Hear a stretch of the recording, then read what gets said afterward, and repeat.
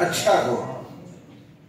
جب آپ کی سوچیں اچھی ہوں گی نا، عمدہ ہوں گی، اس میں بہتری آئے، اس رویے میں. یہ میں تھوڑے دن سے نا، یہ جب سے فلسطین کا مسئلہ شروع ہوا، میں بعض لوگوں کو پھول نہیں پھینکنے دیتا، ہار بار نہیں ڈالنے دیتا. مجھے نا کچھ قلبی طور پر بعض چیزوں کی کثرت محسوس ہوتی ہے. میں کہتا ہوں ہم کہاں الجھے ہوئے ہیں اور ہمارے بھائی کیا کر رہے ہیں. چلے دو معاشی سادہ کر لیں یار، تھوڑی سی کچھ چیزوں سے واپسی آئیں، کچھ تو تھوڑا سا ہم اپنے اندر احساس لائیں بعض چیزوں. لیکن کوئی ایسی چیز وہ جو حضور نے فرمایا تھا مومن جسم کی طرح، ایک حصے کو تکلیف ہوتی ہے تو باقی سارا بھی. لیکن وہ تکلیف ہم تو کبھی قبروں میں محسوس کرتے ہیں، آ جائے تو آ جائے، پھر سن لی تو پھر اپنے کام. وہی ہمارے مزاج، اچھے گمان، اچھی سوچیں، نظریاتی طور پر اپنے آپ کو طاقتور کریں. اگر آپ گمان اچھا نہیں کریں گے، اچھا گمان ہمارا ہوتا ہے ایسے ہی، پر وہ زیادہ ہی کوئی اپنا ہونا جس سے پیار ہو. پھر یعنی بیٹی سے غلطی ہو گئی ہے، اس کے سسرال سے شکایت آئی ہے، کسی تو کوئی کام بھی نہیں کرنا، چائے تک ٹھیک نہیں بناتی، تو ہم اس کے بارے میں اچھا گمان دے رہے ہیں. ابا جی بھی اور اماں جی بھی کہہ رہے ہیں چھوٹی بچی ہے، انشاءاللہ سیکھتے سیکھتے. تو مہربانی کرو نا یہ فتویٰ بہو کے حق میں بھی دے دو. یہ والا گمان بہو کے حق میں، اسے تو کہتے ہو تیری اماں سکھا کے نکلیا. یہ جو آپ فرمان جاری کر رہے ہیں اپنی بیٹی کے حق میں کہ بیٹی ہے سیکھتے سیکھتے، تو یہ والا فرمان بہو کے حق میں بھی جاری کریں. جب آپ کا داماد، آپ کا بیٹا لڑائی کرتا ہے بہو کے ساتھ، تو آپ بہو کو کہتے ہیں پتر آپ تھوڑی احتیاط کیا کریں، تیرا خامد ہے. تو یہ والے دو جملے بیٹی سے بھی بولو، دماغ کے حق میں بھی تھوڑی سی دعائیں دو تاکہ معاملات.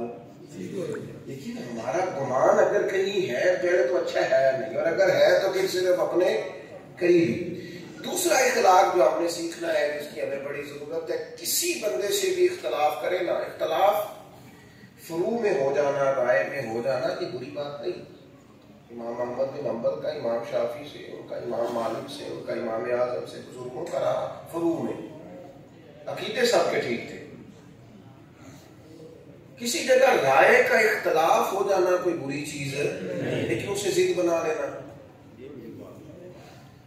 صبح گھر میں کیا پکانا ہے اس پر اتفاق ہو جاتا ہے، تو کا ضد پالنے بچوں سے. بچہ کہہ رہا ہے کہ نہیں میں نے نہیں کھانی آلو گوبھی جو آپ پکا رہے ہیں، آپ ضد کریں گے، اس کے ساتھ رٹا کریں گے.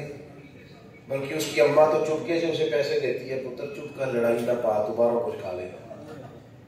ہم اختلاف کرتے ہیں تو اسے ضد بنا لیتے ہیں. اختلاف ضرور کریں، اختلاف صرف قبرستان میں نہیں ہوتا، اس لیے کہ وہاں زندہ کوئی نہیں ہوتا، باقی زندہ لوگوں میں رائے کا اختلاف. لیکن اسے ہمارے یہاں نا آج کل مشورے کا رواج ختم ہو گیا، سارے حکم ہی دیتے ہیں. کسی بندے کو آپ نے بلایا، کہا یار یہ مشورہ دینا، اس نے مشورہ دیا، لیکن آپ نے اس کی رائے پہ عمل نہیں کیا، آپ نے کوئی اور رائے پسند کی، اب وہ ناراض ہو جاتا ہے. اپنا ہے، پیار ہے، لیکن وہ کہتا ہے جی میری منی نہیں سی تو پھر مینو، تو بھئی آپ سے مشورہ مانگا تھا، آپ نے حکم دے دیا. صرف اتنی سی بات ہے، رائے نہیں تھی، آپ کو الگ فہمی ہو گئی کہ آپ سے حکم مانگا ہے. اختلاف دلیل کی حد تک، دلیل مل گئی پھر اختلاف ختم، ذہن صاف ہو گیا، پھر دلیل آ گئی، پھر معاملہ. حضرت فاروق اعظم رضی اللہ تعالیٰ عنہ مسجد شریف میں جمعے کے خطبے کے لیے آئے. آپ نے گفتگو شروع کی تھی کہ سیدنا ابو ایوب انصاری رضی اللہ تعالیٰ عنہ اٹھ کے کھڑے ہوئے اور پورے دبدبے سے، پوری وفاداری سے، تم پتہ نہیں کس جمہوریت کی بات کرتے ہو، جمہوریت تو اس کو کہتے ہیں، حق کے راہ دہی تو اس کو کہتے ہیں. حضرت ابو ایوب انصاری اٹھ کے کھڑے ہوئے، کہنے لگے عمر نہ ہم آپ کی کوئی بات سنیں گے اور نہ آپ کی فرما برداری کریں گے. آپ نے فرمایا کیوں بھائی؟ یہ حوصلہ تھا ان لوگوں میں، تنقید سن لیتے. کیا ہوا؟ انہوں نے کہا کہ جناب مال غنیمت میں چادریں تقسیم ہوئی، جب سب کو ایک ایک ملی تھی، تو پھر آپ نے اسی چادر کا کرتا اور اسی کا تہمت کیسے بنا لیا؟ تو سیدنا عمر خاموش ہے، اس پر لڑائی نہیں، آپ پر اعتراض ہوا ہے، آپ اس کا جواب دیں. سیدنا فاروق اعظم فرمانے لگے میرا بیٹا جواب دے. حضرت عبداللہ ابن عمر کھڑے ہوئے کہنے لگے مال غنیمت میں صاحب کو ایک ایک چادر ملی تھی تو مجھے بھی تو ملی تھی نا. میں نے اپنے والی اپنے ابا جی کو دی, کرتا بھی بن گیا, دامت بھی بن گئی. اب انہوں نے جو اعتراض کیا تھا اس کا جواب انہیں بولیے, اعتراض کا جواب بولیے. انہوں نے یہ نہیں آخیا جی پرسوں گل میں ضرور دسو کیوں ہوئی تھی, یہ نہیں کہا گیا. ہم تو وہ جو ہمارے سسرال والوں سے غلطی ہو گئی تھی نا, وہ جب ہماری شادی ہوئی تھی منگنی والے دن جو ان سے غلطی ہو گئی تھی, وہ جب ہمارے اپنے بچے کے بھی بچے ہو جاتے ہیں تب بھی نہیں بھولتے, لڑائی شروع کرتے ہیں اسی جگہ سے. خدا کے بندے بات ختم ہو گئی, اب دل بڑا کا اختلاف دلیل تک, دلیل مل گئی اختلاف ختم, کسی نے وضاحت دے دی معاملہ ختم. حضرت عبداللہ ابن عمر نے جب کہا کہ جناب میں نے اپنے ابا جی کو چادر دے دی تھی, اب کوئی اور نہیں بولا, وہی سیدنا ابو ایوب انصاری کھڑے ہوئے اور کہنے لگے عمر آپ پر میرے ماں باپ قربان. اب آپ بات کریں ہم بات بھی سنیں گے, آپ حکم دیں ہم فرما برداری بھی کریں گے. میرے بھائی آپ اختلاف کریں لیکن اس کو دلیل تک رکھیں, دلیل مل گئی تو اختلاف ختم. ایک تو گمان اچھا رکھیں اور پھر کسی جگہ کو مسئلہ ہو گیا تو پھر آپ کوشش فرمائیں کہ اس کو دلیل تک رکھا جائے, زد. تیسری بات, اپنی زندگی میں کسی بھی قسم کے تکبر سے بچیں, کوئی بھی ہو, وہ علم کا ہو, وہ عمل کا ہو, وہ نیکی کا ہو, وہ عہدے کا ہو, کسی چیز کا بھی ہو. تکبر کئی اقسام کا ہوتا ہے. اگر آپ نمازی ہیں, آپ کے دل میں بار بار وہ لوگ برے آپ کو لگتے ہیں جو نماز نہیں پڑھتے اور آپ شدت کرتے ہیں, تو پھر آپ کو بھی ذرا سمجھنے کی ضرورت ہے. حضرت سیدی سکتی رحمت اللہ علیہ کے ساتھ حضرت جنید بغدادی مسجد میں آئے تو کچھ لوگوں کو سوئے دیکھا تو فرمانے لگے دیکھو کتنے نادان ہیں, مسجد میں آ کے تہجد کے ٹائم سو رہے ہیں, اٹھ کے اللہ اللہ کرنی چاہیے تھی. تو حضرت سیدی سکتی کہنے لگے بیٹے اس سے تو بہتر تھا تم تہجد نہ ہی پڑھتا. نفل نماز ہے, جب اللہ رسول نے فرض نہیں کی تو لوگوں پر کیوں تنقید کر رہا ہے. تو ہمارے ہاں بعض لوگ پابند کرتے ہیں نا, کہتے ہیں باقی تو ایمان ساری گلاں ٹھیک نے, اثر دیاں پہلیاں چار سنتا نہیں پڑتا. تو میں نے کہا جب اللہ نے فرض نہیں کی تو آپ اتنی شدت کیوں کرتے ہیں بھائی؟ جو چیز رب رسول نے ضروری قرار نہیں دی آپ کیوں اتنی شدت کرتے ہیں؟ کہتے 20 منٹ پہلے آ کے مصلی پہ بیٹھ جائیں تو آپ 30 منٹ پہلے آ جائیں, کوئی اعتراض نہیں, پر دوسرے کو آپ اس بات کا نفلی کام کا پابند کر سکتے. میری بات کی سمجھ آ رہی ہے آپ کو؟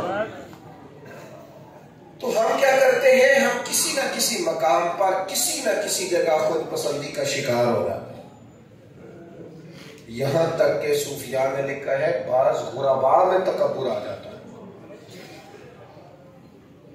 غریب آدمی ہے, وہ مالی وسعت نہیں ہے, لیکن وہ بھی بعض لوگوں کو گناہگار سمجھنے لگ جاتا ہے. بعض امیروں کے بارے میں اس کا خیال ہوتا ہے شاید انہوں نے دھوکہ کر کے پیسے کمائے. فرماتے ہیں کہ کسی جگہ بھی جڑ پکڑ لیتا ہے, علم کے ساتھ تکبر آتا ہے. امام غزالی کہتے ہیں کہ بعض لوگ ایسے ہوتے ہیں کہ ابھی پڑھائی شروع کرتے ہیں تو انہیں بڑے لوگوں کی چیزیں غلط نظر آنی شروع ہو جاتی ہیں. بڑے لوگوں, ایسا نہیں ہے بھائی. آپ زمین پہ رہیں, آپ لوگوں سے پیار کریں, آپ اللہ کے بندے بن کے زندگی گزاریں. سب سے بڑا ٹائٹل بندہ مومن کے لیے یہ ہے کہ وعباد الرحمن. اور عباد الرحمن کون ہوتے ہیں؟ وعباد الرحمن الذین یمشون علی الارض ہونا. رحمان کے بندے وہ ہیں جو زمین پر عاجزی کے ساتھ چلتے ہیں, جن کے مزاج میں عاجزی ہوتی, انکساری. آج کل جس بندے کے پاس ڈرائیور رکھنے کے پیسے ہوتے ہیں نا, وہ بیچارہ بڑا پریشان ہو جاتا ہے. اس کا خیال ہوتا ہے چونکہ ڈرائیور میں نے رکھا ہے تو اپنا میری گاڑی کا دروازہ پھر ڈرائیور کوئی کھول لیتے ہیں. میں نے بعض ایسے کمزور لوگ دیکھے ہیں کہ ڈرائیور پہ پہلا دروازہ کھول کے بٹھاتا ہے, پھر ادھر سے آ کے اپنی گاڑی میں بیٹھتا ہے, پھر کہیں اترتا ہے تو پھر دروازہ کھولتا ہے, پھر اس کا آ کے کھولتا ہے. بھائی کیا ہو گیا, اتنا کو کام تو خود بھی کر سکتا ہے, لیکن یہ مفت کا اپنے اندر چیزیں پیدا کر لینا. دیکھو اللہ تعالیٰ نے ہمارے کریم رسول کو شان دی تو اتنی دی کہ بعد از خدا بزرگ کوئی قصہ اتنی بڑی عظمت عطا کی اللہ تعالیٰ نے. لیکن صحابہ فرماتے ہیں کہ نبی پاک اگر ہم مسجد نبی کی اینٹیں اٹھا کے لا رہے تھے نا مسجد تعمیر ہو رہی. سنو نا یار, یہ پیر صاحب بھی سنے, مفتی صاحب بھی سنے, ڈاکٹر صاحب بھی سنے, پروفیسر صاحب بھی سنے, ٹیچر صاحب بھی سنے, سب سنے, سب کو پتا ہے اس بات کا. صحابہ فرماتے ہیں مسجد تعمیر ہو رہی تھی تو ہم اینٹیں اٹھا کے لا رہے تھے تو مدینے والے محبوب بھی اینٹیں اٹھا کے لا رہے لگے جو مزدور شاہ ایسا, نہ دھن نہ دولت سربراہ ایسا, عرش نشین کا زمین پہ گھر ہے میرا پیغمبر عزیز کا. اسیر دشمن کی چاہ میں بھی مخالفوں کی نگاہ میں بھی, اسیر دشمن کی چاہ میں بھی اور مخالفوں کی نگاہ میں بھی, مخالفوں کی نگاہ میں بھی امی ہے, صادق ہے, معتبر ہے میرا پیغمبر عظیم. ختم نبوت